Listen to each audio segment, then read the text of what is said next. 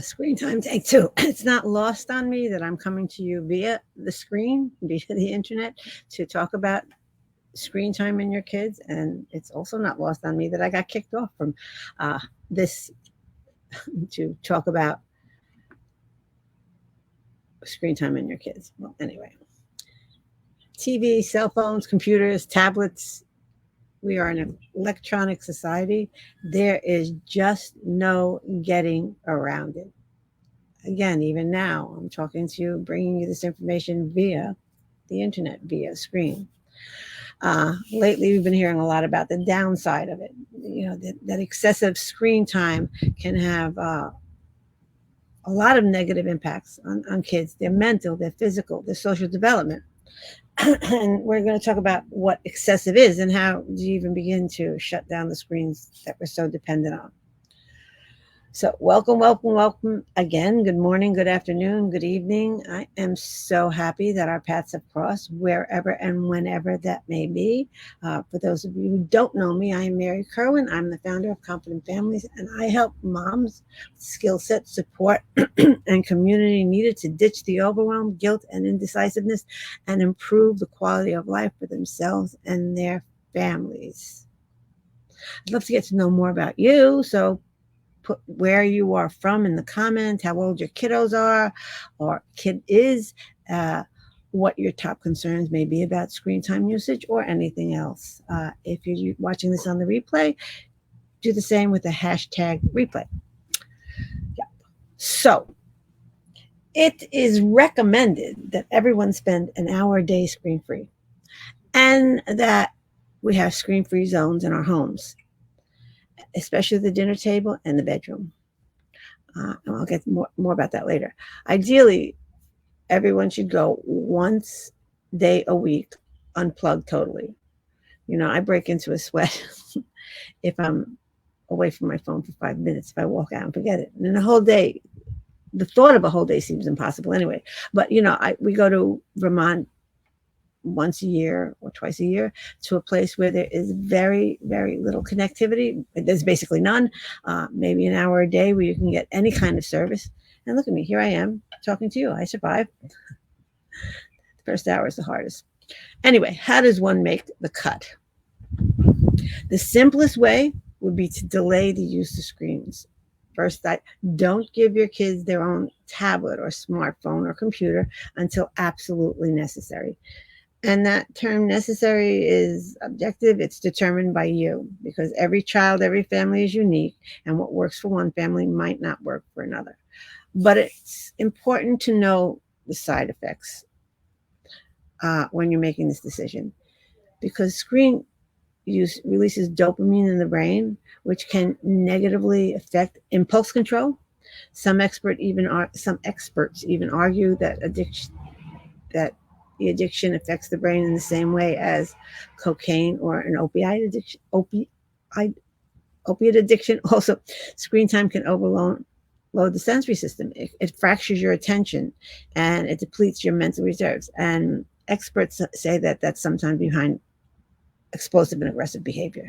Plus, kids just have a hard time shutting the screen off, and adults. So the second thing is to establish clear limits, clear and consistent guidelines for how much screen time is allowed each day.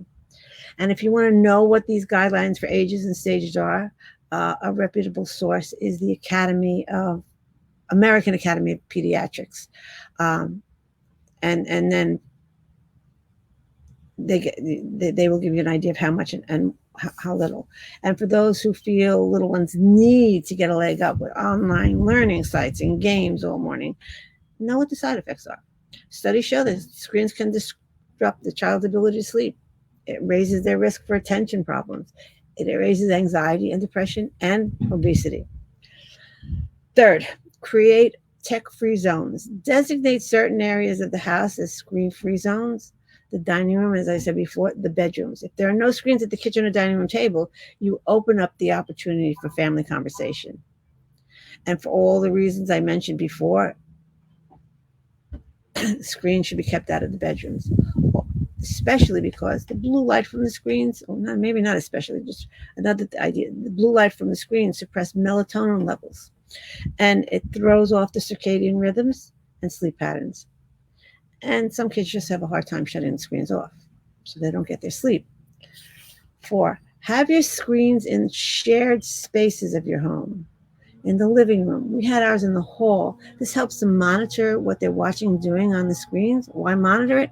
Not as an invasion of privacy, but to keep them safe from the predators, the cyber criminals, the cyberbullying, and the inappropriate content that is so easily accessible on the internet.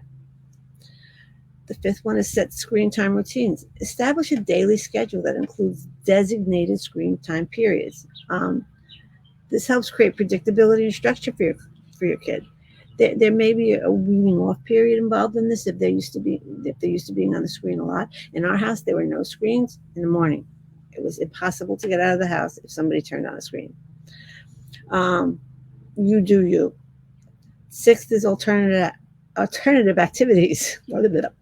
Encourage hobbies or activities that don't involve screens: reading, drawing, playing musical instruments, sports, exercise, whatever. Have a list of activities and any of the paraphernalia you need to do these at the ready.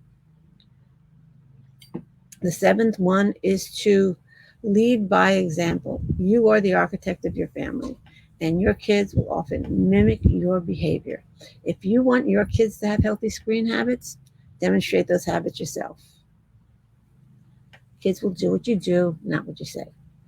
And to end it up, as with anything, communication is the key. Talk to your child, not lecture. Talk to your child about the importance of balance and healthy screen time habits. Help them to understand why limitations are in place. Listen to their questions, empathize with their concerns, and honestly answer any questions they may have. Also, remember that flexibility is needed to find a balance that suits your family's needs,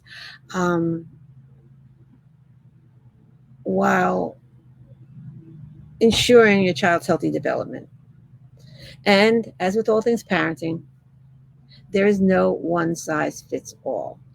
Find what works for you and yours and adjust as necessary. And if you need help, hop on the phone with me. I'd like to invite you all to our communications webinar, Effective Communications with Kids, that will be on August 17th at 9:30 a.m.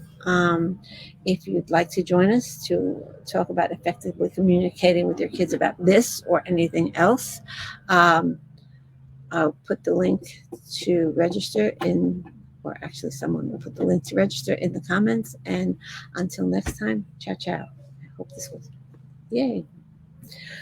Woohoo, it did not kick me off.